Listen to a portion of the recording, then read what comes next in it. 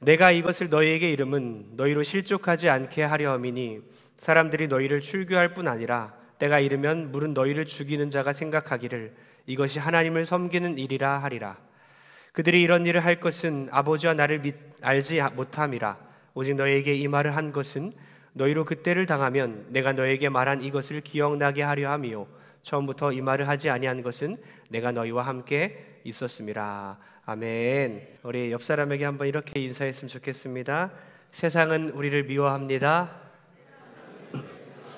하지만 성령님이 우리와 함께 하십니다. 여러분, 물과 기름 하면 무슨 생각 나나요? 물과 기름. 물과 기름의 관계. 우리 부부 얘기인가? 물과 기름 하면 섞이나요? 안 섞이나요? 한번 볼까요? 보리차가 아니고 기름입니다. 이거 시청각 재료 준비해 주신 우리 권사님, 이혜정 선생님 감사드리고요. 한번 섞이나 보겠습니다. 우리 기름이죠? 자, 보세요. 섞일 것 같아요? 안 섞일 것 같아요? 정말이에요? 위에서 부어도 이렇게 높은 데서 부어도요? 섞일 것 같은데.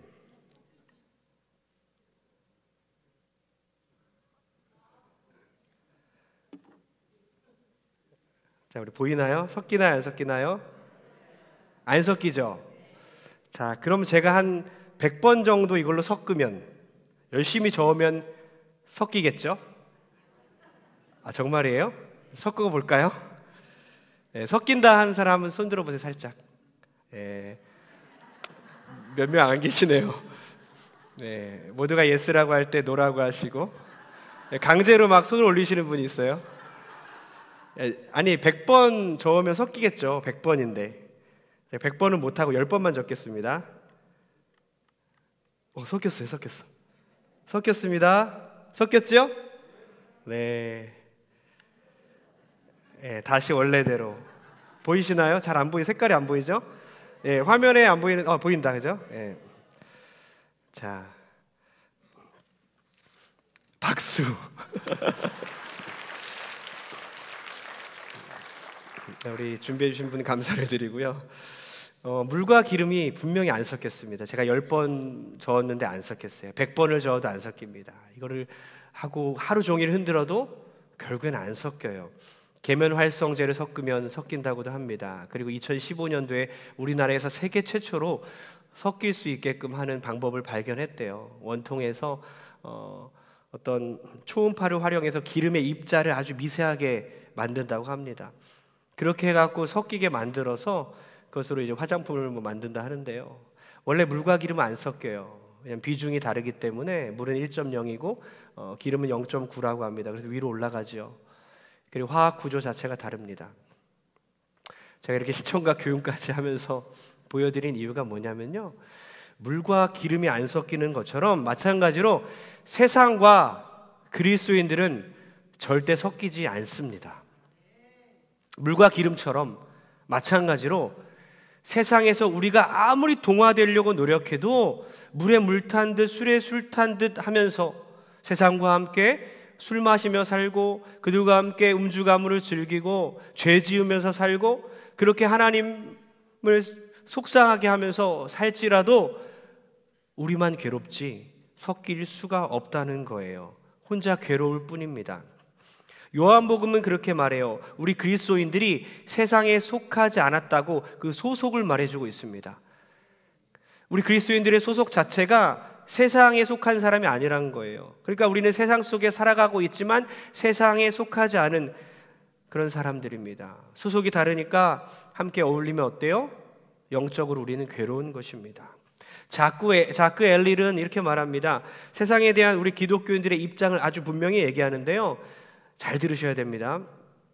기독교인은 세상을 포기해서도 안 되고 세상을 기독교화 시켜서도 안 된다. 잘 새겨 들으셔야 됩니다. 복음전도 하지 말라는 게 아니라 물과 기름과 똑같은 거예요. 우리가 만약에 기름이라면 물 속에 우리가 동화될 수도 없고요, 물을 기름으로 만들 수도 없다는 거예요. 세상과 우리는 둘 사이에 있으면 항상 생기는 그 대립과 충돌과 갈등과 모순이 계속해서 나올 텐데 그것을 묵묵히 우리는 받아들여야 된다는 것입니다. 이해 가십니까? 오늘 말씀 통해서 세상과 함께 어울려 살아가는 우리 그리스도인들, 과연 어떤 방식으로 세상에서 살아내야 하는지를 깨닫는 여러분들에게 주의 이름으로 축복합니다.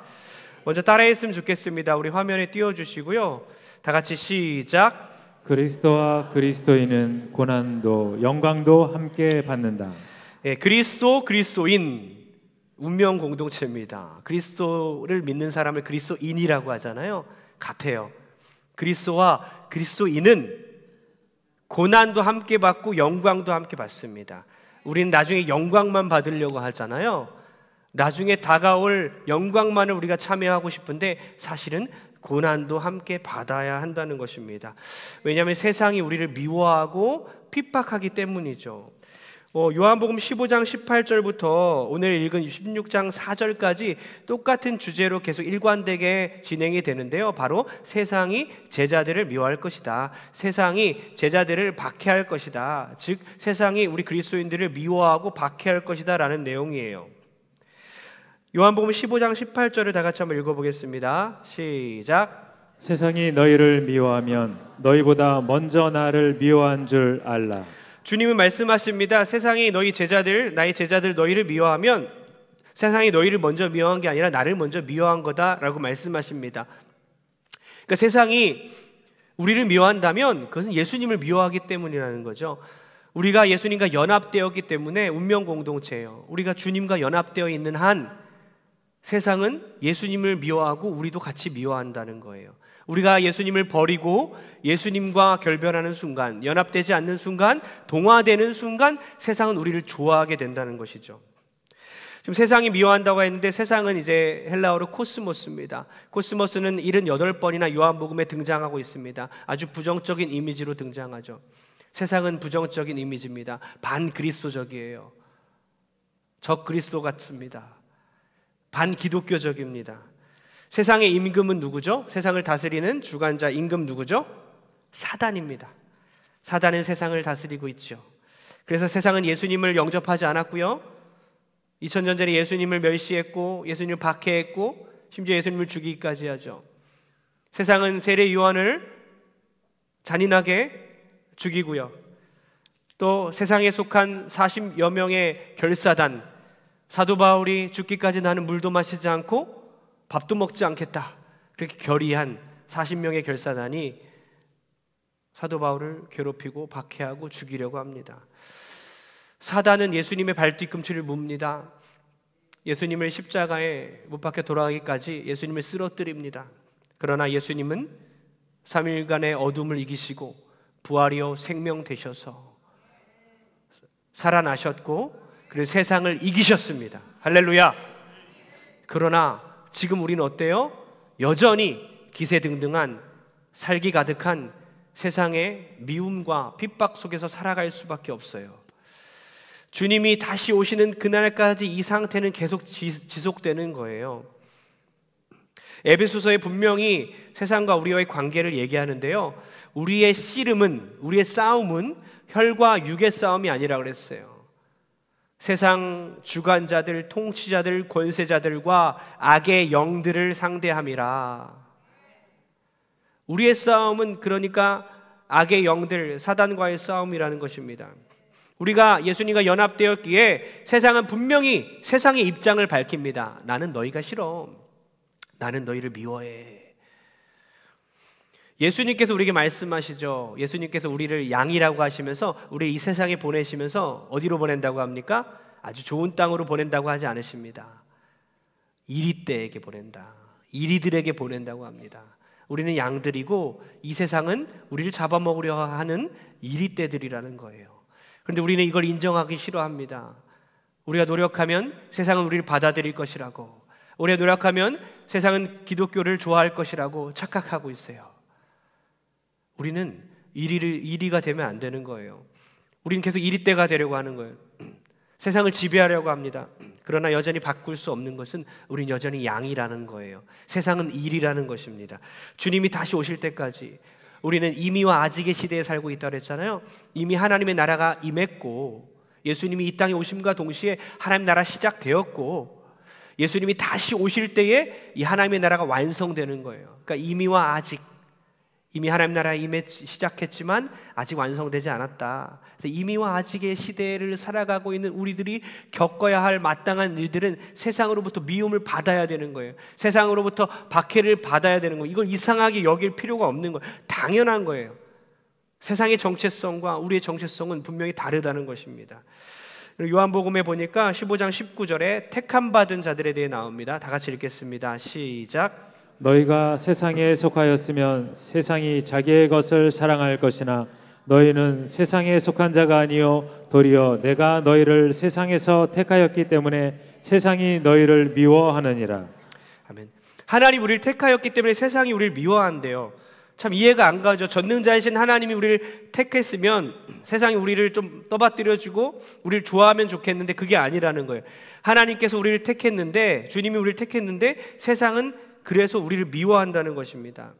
그러면서 이전에 이렇게 말씀하시잖아요. 예수님이 제자들에게 내가 너희가 나를 먼저 택한 게 아니라 내가 너희를 택하여 세웠나니 저희요 저희요 하면서 내가 제자 되겠습니다. 배도 버리고 낚싯대도 버리고 그물도 버리고 다 버리고 가정도 버리고 막 부모도 떠나서 예수님의 제자의 길을 간 그 제자들에게 내가 너희를 택하였다고 합니다. 제자들이 택한 것이 아니라 예수님께서 성육신하셔서 제자들을 제자 삼으신 거예요. 주님께서 택하여 세웠습니다. 그러면서 세상이 너희를 미워할 거라고 말한 거예요. 어떻게 보면 참 억울합니다. 택했다는 단어는 에클레고마이, 뭐냐면요 한 집단에서 택하여 뽑아냈다는 뜻이에요. 한 어떤 집단에서 선택하여 뽑아냈다는 것입니다. 그것이 택했다는 뜻이에요. 그 집단의 정체가 뭡니까? 어디서 하나님의 백성들을 어디서 뽑아냅니까? 바로 가인이 아벨을 살해한 세상입니다. 동성애가 들끓는 소돔과 고모라와 같은 세상입니다. 폭력이 난무하는 그런 세상입니다. 여전히 그런 죄의 성향과 경향이 가득한 이 세상에서 우리를 끄집어낸 겁니다. 세상이 뭐 어느 정도 괜찮고 중립적이고 우리가 열심히 노력하면 우리가 좋은 것을 선택하면 된다? 그게 아니라는 거예요. 세상은 죄로 물든 아비규환의 세상입니다. 그 세상에서 우리를 선택하여 구원해 내신 거예요. 그러니까 시간이 지나면 세상이 좋아질까요? 전혀 그렇지 않습니다. 의학이 발달할수록, 과학이 발달할수록 선해집니까? 세상이 더 나아집니까? 아니에요. 더 악해집니다. 왜냐하면 우리의 죄성이 똑같이 악하기 때문에 과학이 발달할수록, 의학이 발달할수록 세상은 계속해서 여전히 악할 뿐이라는 것입니다. 그래서 세상은 우리를 영원히 미워하는 거예요. 다시 한번 아까 그거 읽어보겠습니다. 그리스도와 그리스도인은 다 같이 시작. 그리스도와 그리스도인은 고난도 영광도 함께 받는다. 그래서 이것을 잊어버리면 안 되는 겁니다. 예수님과 우리 예수님 믿는 크리스찬들은 영광도 함께 받겠지만 이 땅에서는 고난도 함께 받는다는 것입니다. 그래서 우리 사랑하는 성도님들, 이 땅에서 존재하면서 살아남기 위해서, 생존하기 위해서 동화되는 사람이 아니라 세상 속에 살아가지만 분명히 선 긋는 사람이 되길 축복합니다. 위장 전술을 펼치는 사람들이 있어요. 전쟁 가운데 위장 전술이 있잖아요. 자연과 똑같은 옷을 입고 위장 크림 바르면서 죽지 않으려고 똑같이 살아가는 그 동화되는 모습, 위장 전술을 펼치지 마시고요.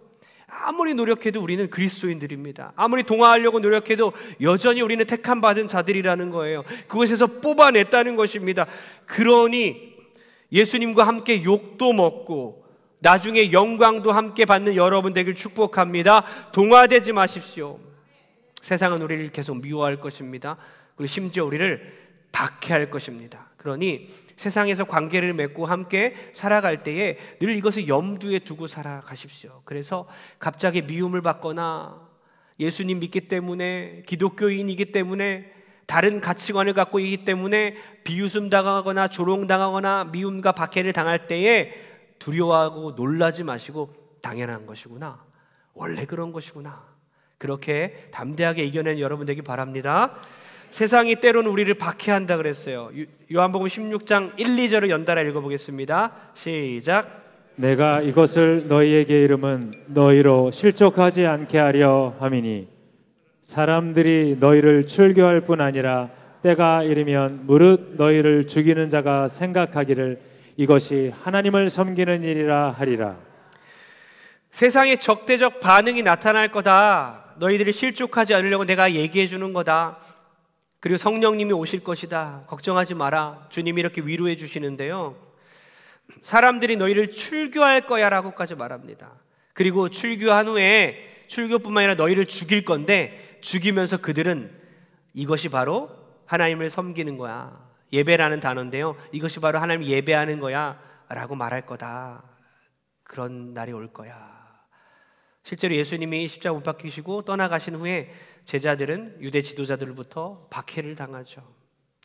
여러분, 유대교에서 출교란 의미를 우리가 알아야 되는데요, 여러분, 출교란 어떤 의미일까요? 출교하면 생각나는 거 있나요? 교회에서 추방되는 거잖아요. 우리 교회에도, 우리 장로교회에서도 헌법이 있습니다. 헌법에 권징에 대한 조례가 있습니다. 근데 사실상 이 권징에 대한 조례가 사문화되었습니다. 이것을 믿지도 않고 인정하지도 않는 분위기예요. 교회의 표지가 뭐냐면, 교회라는 간판이 있으려면 교회가 교회되기 위해서는요, 설교가 있어야 되고 성례, 세례와 성만찬이 있어야 되고요, 그리고 권징이 있어야 돼요. 근데 요즘에 어때요? 성만찬도 점점 줄어들고 있고 권징은 아예 사라져 버렸어요. 권징을 주려고 하면 어떡합니까? 내가 이 교회밖에 어디 없어? 딴 교회 가면 되지? 이렇게 되는 거예요. 권징을 원래 왜 줍니까? 교회를 보호하기 위해서 교회를 어지럽히고 잘못 행동하는 사람들에게 이제 근신하게 하고 권면하고 또 여러 가지 징계를 주는 거예요. 그 권징을 통해서 그를 살리고 교회도 살리는 사랑의 행위가 바로 권징입니다. 성경은 그것을 가르쳐 줬어요, 우리에게. 그리고 그것이 바로 교회의 표지가 되는 거예요. 근데 그것이 없어졌어요. 오늘날 어떤다고요? 권징을 주거나 그렇게 엄포를 놓으면요, 내가 이 교회밖에 없어? 이렇게 떠나요. 근데 그 당시에는 출교는 너무나 무서운 형벌이었어요. 오늘날 그냥 교회 떠나면 되지, 이런 차원의 문제가 아니었습니다. 그것은 완전히 그 사람을 생매장시키는 행위였어요. 그 당시에 출교란 너무나도 무서운 형벌이었어요. 출교란 아포 시나고그스, 아포는 뭐뭐로부터, 시나고게는 많이 들어봤죠. 시나고그는 회당이란 뜻이에요. 회당으로부터 떠나게 하는 거예요. 회당으로부터 출교하는 회당 출교를 말하고 있습니다. 그러니까 그리스도인들, 예수님 믿는 사람들을 회당에서 출입하지 못하게 회당 출교를 해버렸어요. 율법을 범한 자들에 대한 최고의 형벌이 바로 회당을 못 들어가게 하고 또 유대 공동체에서 파문당하는 일이었어요. 영구매장입니다. 이 당시에 사회적 약자뿐만 아니라 고관들도, 바리새인들, 서기관들, 종교 지도자들, 심지어 로마인들, 모든 계층의 각층의 사람들이 예수 그리스도를 믿기 시작했어요. 그런데 출교당할까 봐 비공개로 믿었어요. 몰래 믿었어요. 왜? 출교당하는 게 너무나 무서웠기 때문입니다. 최고의 종교 형벌이 바로 출교였어요. 성전 출입 금지, 사회적으로 억울한 일 당해도 구제받을 수 없는 것, 구제받지 못합니다. 사망을 했어도 장례식 때도 곡하지 못하게, 그 사람 위에 울 수가 없어요. 교제 금지, 상거래 금지, 살아갈 수가 없는 거예요. 단계별로도 있습니다. 출교 1단계 하면 그 당시에는요, 견책이에요. 사소한 위법 단계, 30일 동안 사람들과의 대화를 못하게 합니다. 면도도 못하게 하고요, 슬픔을 뜻하는 옷을 입고 다녀야 해요. 그리고 그 다음 2단계는 뭐냐면 근신하는 단계예요. 다른 사람들과 교제를 허용하지 않고요, 성전과 회당을 출입 금지해요. 그 다음 3단계가 제일 무섭죠. 출교하는 겁니다. 출교당했다면 하나님으로부터 내가 버려졌다는 뜻이에요. 모든 유대인들과의 관계가 단절되고 사회적 혜택, 보호를 받을 수 없습니다. 그리고 완전히 파멸되는 거예요. 가족 말고는 모든 사람으로부터 고립되고 격리되는 것을 출교라고 했습니다. 그러니 고위층에 있던 사람들도 이 출교 처분이 두려워서 예수님 믿는 것을 내가 감추고 세상과 동화되어서 아닌 척하면서 살아갈 수밖에 없는 상황이었다는 거예요. 요한복음 9장에도 맹인을 고치시는 예수님 기억나지요? 맹인의 눈을 뜨게 하셨어요. 그런데 불구하고 그의 부모님에게 유대인들이 찾아와서 어떻게 된 것이냐 물었을 때에 말을 못해요. 아들이 눈을 떴어요. 왜? 예수님께서 눈을 뜨게 했습니다. 말을 못합니다. 왜요? 그 당시 예수님 믿는 사람들, 예수님이 시인하는 사람들을 출교하기로 결의했기 때문이라는 겁니다. 그래서 요한복음에 이런 말씀 있죠. 그러나 관리 중에도 그를 믿는 자가 많되 바리새인들 때문에 드러나게 말하지 못하니 이는 출교당할까 두려워함이라. 이런 자들에게 예수님께서 잘한다, 잘한다, 숨어서 나를 믿어라, 나를 적당히 부인해라 라고 말씀하지 않으시고요, 다음 구절에 분명히 말씀해요. 그들은 사람의 영광을 하나님의 영광보다 더 사랑하였더라. 그러니까 우리가 선택하는 사람들과의 관계 가운데 예수님보다 사람과의 관계를 더 중요하게 여기고 하나님의 영광보다 사람의 영광을 더 중요하게 여겨서 그리스도인들이 자연스럽게 세상과 동화되고 있다는 것입니다. 우리 사랑하는 성도님들, 우리가 세상으로부터 고립되고 왕따 될까 봐 두렵습니까? 비겁하게 예수 믿지 마십시오. 우리가 기도를 하더라도 정말 수많은 사람들 앞에서 기도하더라도 떳떳하게 손 모으고 대놓고 눈 감고 기도하시면서 그 사람들을 위해서 기도해 주세요. 그 영혼들을 위해서. 그때 하나님께서 여러분을 그 수많은 사람 중에 군계 일학 여러분을 온전히 주목하고 계실 줄 믿습니다. 여러분, 포스트 크리스텐덤 시대라고 해요. 오늘날을 포스트 코로나라고 하죠. 코로나 이후의 시대를 포스트 코로나라고 하죠. 포스트 크리스텐덤은 크리스텐덤 다음 지난 시대라는 말이에요. 크리스텐덤은 뭡니까? 기독교 중심의 시대예요. 그리스도 중심의 세대. 그때 어느 시대입니까? 313년에 콘스탄틴 대제로부터 기독교가 공인받고 그때부터 1000년간 약 14세기까지의 1000년 동안 기독교가 세상을 지배하는 시대가 크리스텐덤 시대예요. 기독교 중심의 세계였어요. 그 시기가 끝났습니다. 그리고 19세기, 20세기 말에 이제 완전히 기독교가 점점 사라지고 붕괴됐다는 겁니다. 오늘날 어떻습니까? 우리 성인들도 우리 어른들도 기독교인으로 살아가는 게 너무나 힘들어요. 기독교인을 비웃고 조롱하는 시대를 살아가고 있어요. 우리 아이들은 얼마나 힘들까요? 우리 학생들은 100명 중에 3명만 기독교인이라는데 얼마나 예수님 믿기 힘들고 교회 다니기 힘들까요? 우리 교회에 실제로 우리 학생들 중에 6학년짜리 이제 아이가 있어요. 우리 집사님 딸인데 그 딸에게 이제 학교 갔는데 선생님이 물어봤대요. 교회 다니는 사람 손 들어보세요. 요즘에 15명, 20명 정도 한 반에 있잖아요. 혼자 손 들더랍니다. 몇 명 더 있었대요. 야, 너 교회 다니잖아. 손을 안 들어요. 혼자 손 들고 있답니다. 그런 시대를 살아가고 있어요. 우리 교회 오신 지 한 1년도 안 되신 분 같아요. 초신자인데 요즘에 정말 열심히 하시는 그런 성도님이 계신데요. 그분의 자녀가 3명이에요. 3명 중에 대단합니다. 정말 우리 교회 교육이 얼마나 중요한지를 다시 한번 깨달았어요. 그 중에 막내가 7살짜리예요. 7살짜리인데 지난번에 그 교육부 연합 예배 때 할로윈 파티에 대해서, 할로윈 데이에 대해서 이교도에서 나온 것이다. 이건 이교도 사상 귀신 문화다. 잘못된 거라고 배웠어요. 근데 어느 날 목요일이었던 것 같은데요. 반에서 할로윈 파티를 준비하게 됐대요. 그때 이 아이가 선생님에게 이렇게 말했다고 합니다. 선생님, 할로윈 파티는 하나님이 기뻐하지 않으십니다. 놀랍지 않아요? 우리 교회 교육이 얼마나 중요하고 정말 우리 학생들을 위해서 응원해 주시고 기도해 주시기 바랍니다. 근데 이 아이도 정말 대단한데 그 위에 둘째 10살짜리 아이는 더 대단하더라고요.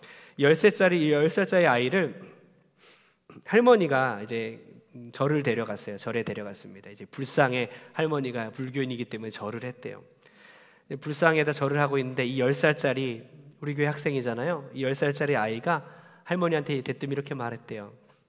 할머니, 저는 절할 수 없습니다. 나 외에 다른 신에게 절하지 말라 했습니다. 할머니에게 욕 지질하게 먹었다 합니다. 너무나 귀합니다. 여러분, 2001년도 광고였죠. 모모증권회사 광고였는데요. 모두가 아시는 광고예요. 모두가 예라고 대답할 때에 아니라고 하는 친구, 그 친구가 좋다. Yes, no, 소신 있게. 또 반대로도 모두가 아니라고 할 때 예라고 할 수 있는 친구, 그 친구가 좋다. Yes, no, 소신 있게. 모모증권.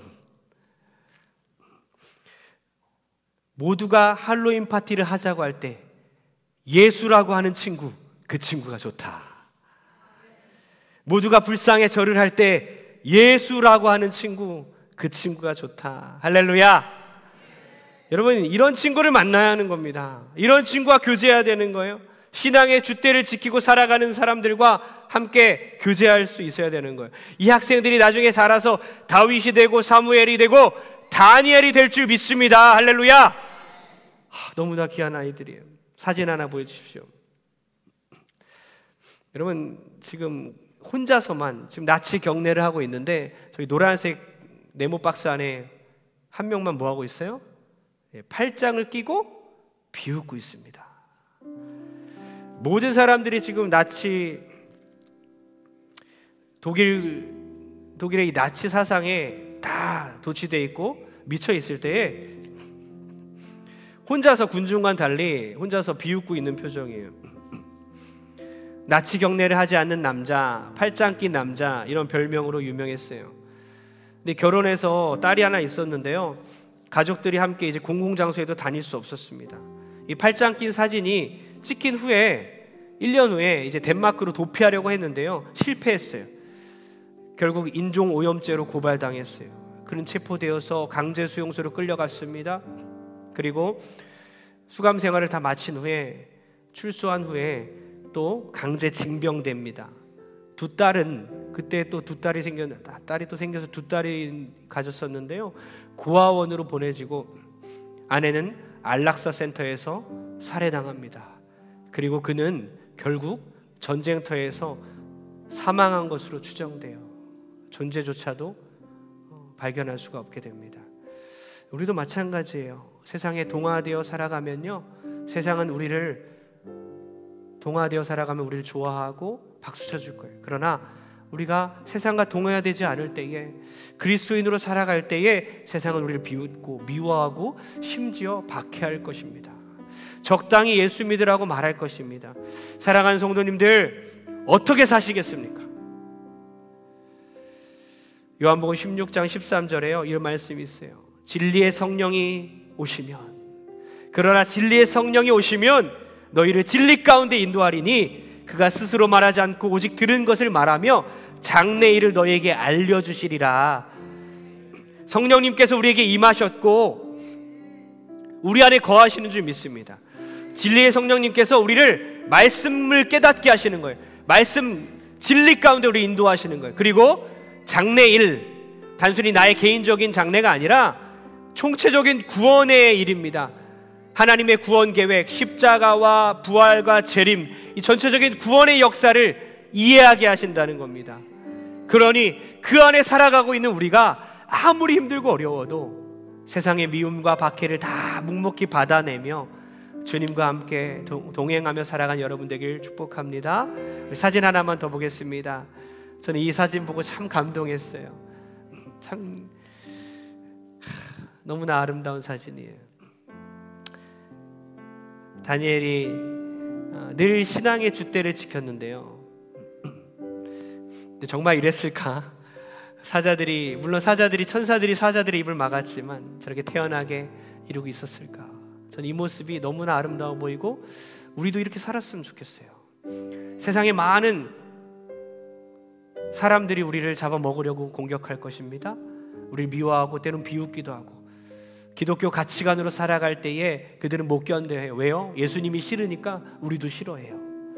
그럴 때 여러분, 어차피 천사들이 그들의 입을 봉해할 수 있으며 성령님이 우리와 함께 하시기 때문에 정말 태연하게 담대하게 수많은 군중 속에서 군계 일학처럼 하나님께서 너무나 자랑스러워하시는 그 한 명의 유일한 빛이 되어서 하나님을 기쁘시게 해드리는 저와 여러분 되길 주의 이름으로 축복합니다.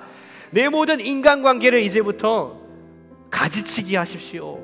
지혜롭게 때로는 정리하시고 또 다듬고 이어갈 것들이 있으면 이어가시고요.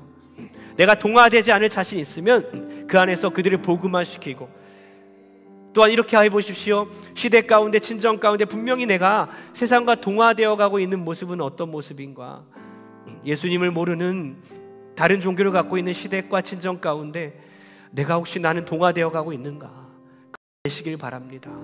그들이 기독교인일지라도 기독교 문화 가운데 있어도 샤머니즘이 있고 다른 가치관들, 세속적인 가치관들이 있어요.